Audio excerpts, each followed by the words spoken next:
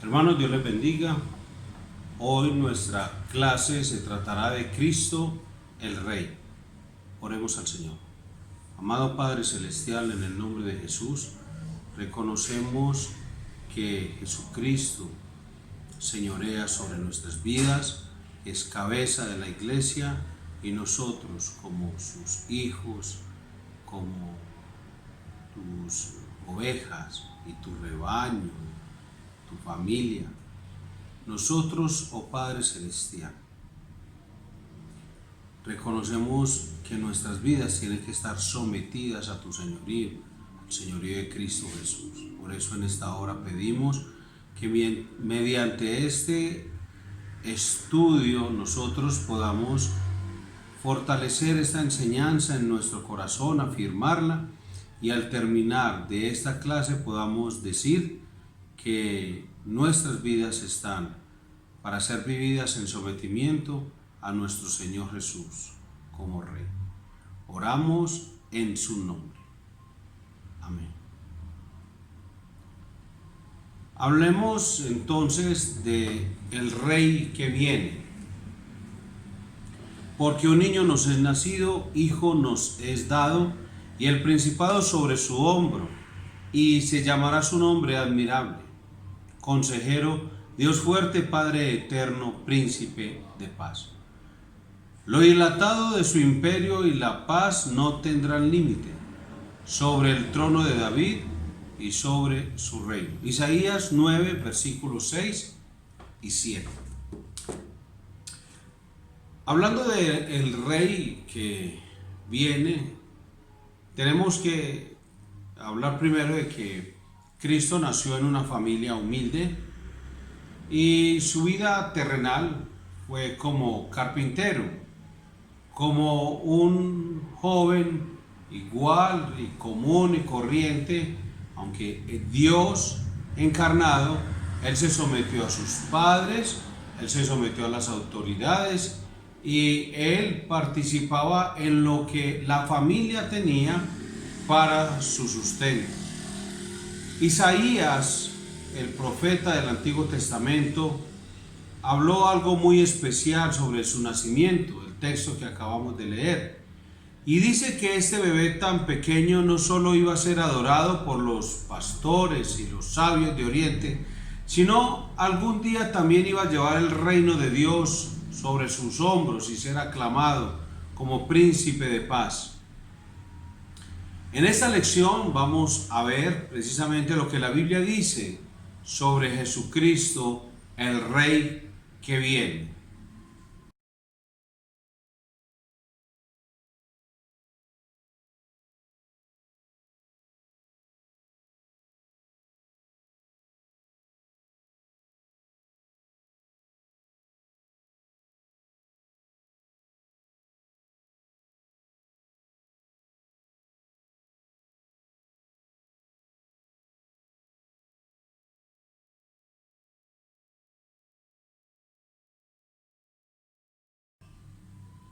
Al hablar del trono de David, su padre, es una profecía de que Jesucristo, un descendiente del rey David, iba a reinar sobre Israel para siempre. La historia nos dice que Jesús vino a presentarse como el rey prometido a Israel. Eso es lo que leemos en el texto de Isaías. Y hay otros textos mesiánicos en el Antiguo Testamento. Pero sabemos que en lugar de ser aclamado, fue rechazado y crucificado. Esto no quiere decir que las profecías sobre él no serán cumplidas, solo que tendremos que esperar un poco más, porque no solo existían las profecías acerca de Jesús como rey, sino que también hablaba de Jesús como el siervo sufriente.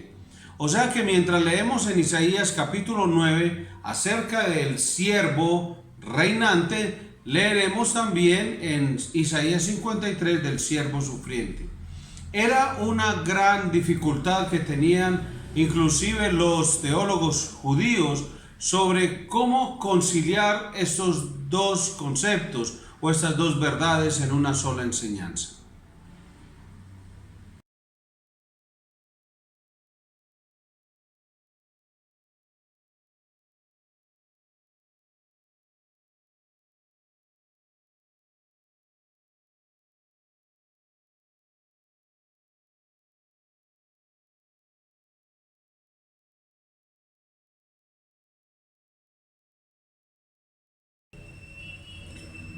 Jesús vino como un siervo humilde y la máxima expresión de esto fue su muerte en la cruz. Pero la pregunta es si termina ahí toda la historia o hay algo más. Sigamos leyendo lo que dice la Escritura en Filipenses capítulo 2.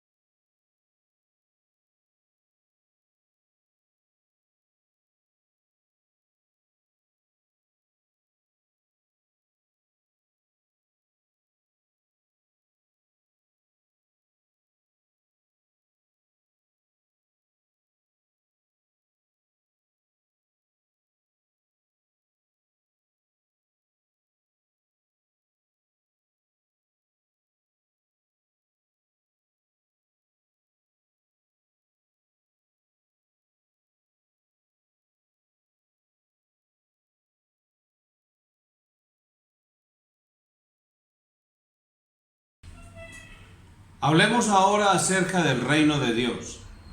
Aunque Jesús hablaba mucho de el reino de Dios y sobre que el reino de Dios se ha acercado, no era un reino visible, o aún hoy nosotros no tenemos la posibilidad de ver un reino visible. Hoy Cristo, dice la Escritura, que reina en el corazón de sus seguidores. ¿Cuál es la prueba que demuestra de que uno se ha sometido al reino o al señorío de Cristo en su vida?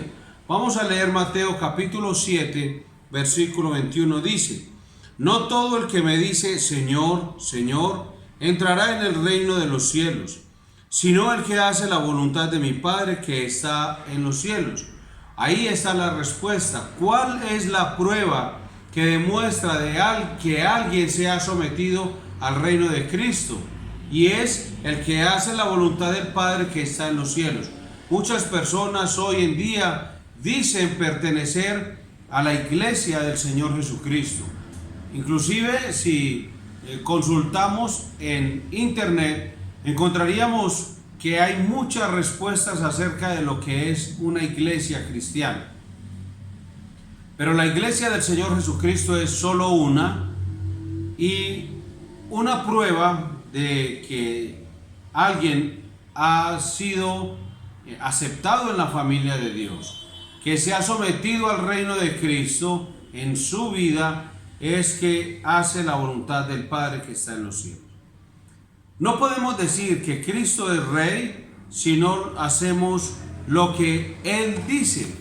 A un rey, como estamos aprendiendo, debe sujetársele.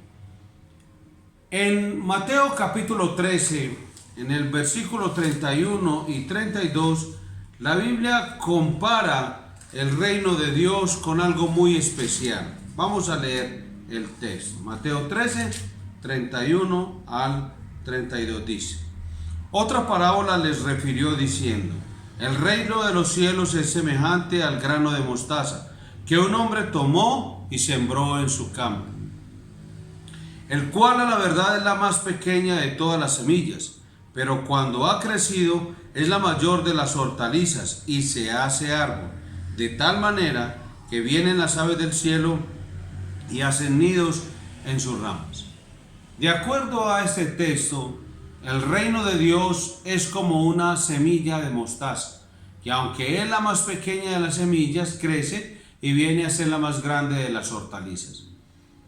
Para muchos hoy en día, inclusive para muchos cristianos, pertenecer al cuerpo de la iglesia, ser seguidor de Jesucristo, es de poca importancia. Prefieren buscar la aclamación de amigos, las comodidades de sus bienes, pero con el tiempo verán que lo más importante es lo invisible, no lo que está a disposición de nuestros ojos.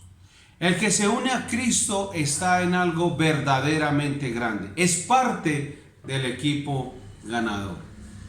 Para tener una idea de los valores que rigen el reino de Dios, lea el Sermón del Monte en los capítulos 5 al 7 del Evangelio de Mateo, y ahí podrías decir cómo estás siguiendo a tu rey.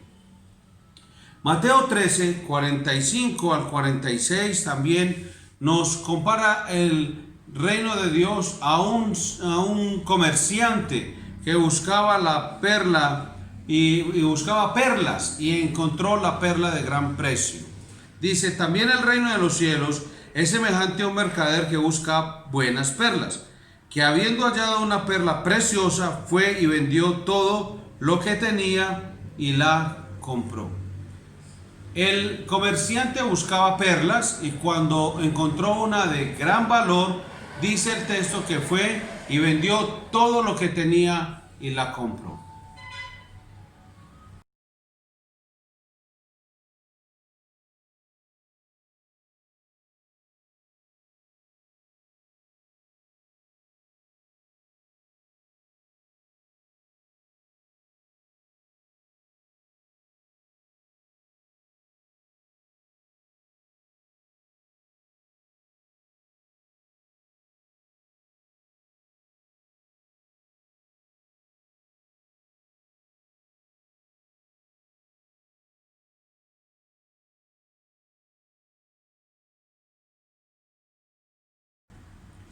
El nacimiento espiritual ocurre cuando alguien recibe a Cristo por fe como su Salvador y se convierte en hijo de Dios. Mateo capítulo 6, versículo 33 manda a buscar primeramente el reino de Dios y su justicia.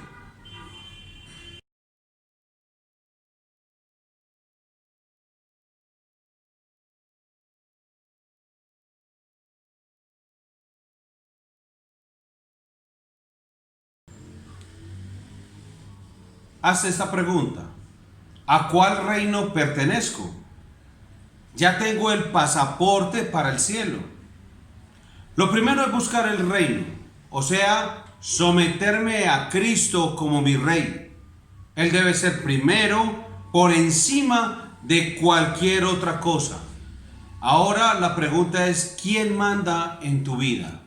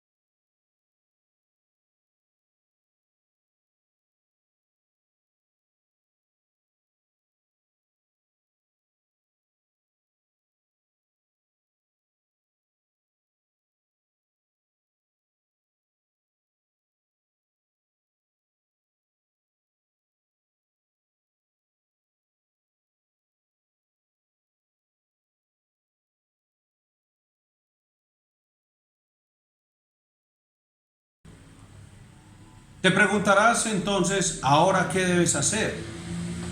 Pues como este es un estudio bíblico, que es una iniciación en la vida cristiana, para muchos lo que voy a decir a continuación puede sonar muy elemental o muy básico. Pero lo que queremos es dejar constancia en este video de lo que debería ser la vida de un creyente en sus inicios.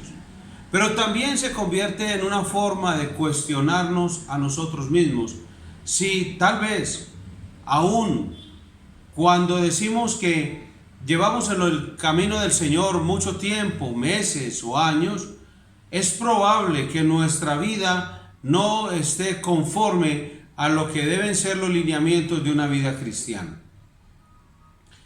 Si estudiando este tema con este servidor, has aceptado a Cristo como tu Señor y Salvador personal, toma en cuenta los siguientes consejos que tengo para tu vida a continuación. La Biblia dice en 2 Corintios 5:17, de modo que si alguno está en Cristo, nueva criatura es. Las cosas viejas pasaron, he aquí todas son hechas nuevas. Has nacido de nuevo, es lo que dice la Escritura. Tus pecados son perdonados, por lo tanto ya eres una nueva criatura. Apenas Dios entonces ha comenzado a transformar tu vida, ahora vives por fe, encomendándote a Dios y confiando en el Espíritu Santo para hacer la obra en tu vida.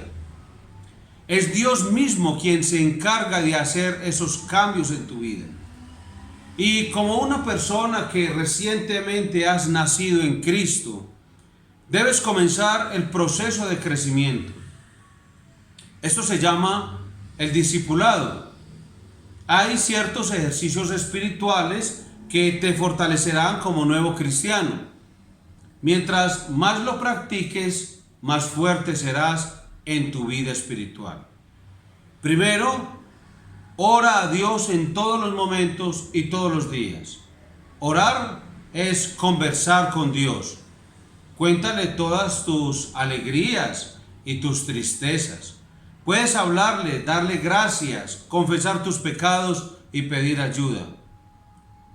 Lo otro que debes hacer es leer la Biblia todos los días.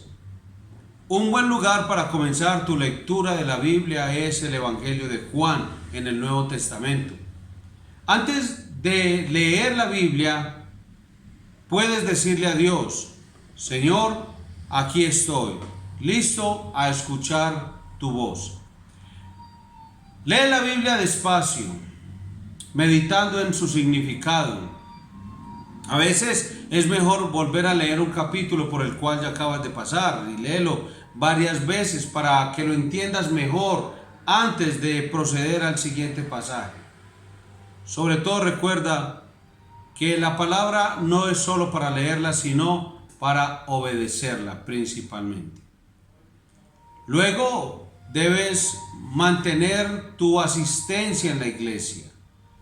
Allí es donde encuentras la predicación de la palabra de Dios y tus hermanos en la fe son los que te ayudan como tu nueva familia en tu crecimiento espiritual. Puedes pedir ayuda a los ancianos de la iglesia, a sus líderes, sus diáconos, inclusive a tu pastor y servidor para que te ayude a integrarte en la congregación. Habla a otros de Cristo. Cuéntales lo que Él ha hecho en tu vida. También debes apartarte del mundo del pecado en el que vivías anteriormente. Esto es fundamental. Ora a Dios para que te ayude a resistir las tentaciones. No solo las de las personas con las que antes te reunías, sino también aquellas tentaciones en lo íntimo de tu casa, en lo secreto. Y si por alguna razón caes en pecado, confiesa tu pecado directamente a Dios en el momento en que te das cuenta. Finalmente, somete a Cristo momento tras momento dejándole mandar en todas las áreas de tu vida. Y te invito a que continúen los estudios de esta serie de discipulado que has comenzado. Al finalizar, estaremos dejando en el vínculo de la internet y de este video, estaremos dejando un certificado, el cual podrás descargar e imprimir, ponerle tu nombre, y ese es un certificado de que has terminado el estudio, quién es Jesucristo. Y te animo a que sigas estudiando la palabra de Dios con nosotros. Oremos al Señor. Padre Celestial, en el nombre de Jesús, te doy muchas gracias, porque nos has permitido terminar este estudio de forma satisfactoria. Y hoy te damos la gloria como hijos tuyos. Y además porque nos permitirás seguir creciendo en nuestra vida espiritual, fortalecido, Señor, por medio de este discipulado, el cual inicia para la gloria tuya y bendición de tu iglesia. Oramos en el nombre de Jesús. Amén. Hermano, que el Señor te bendiga y te guarde.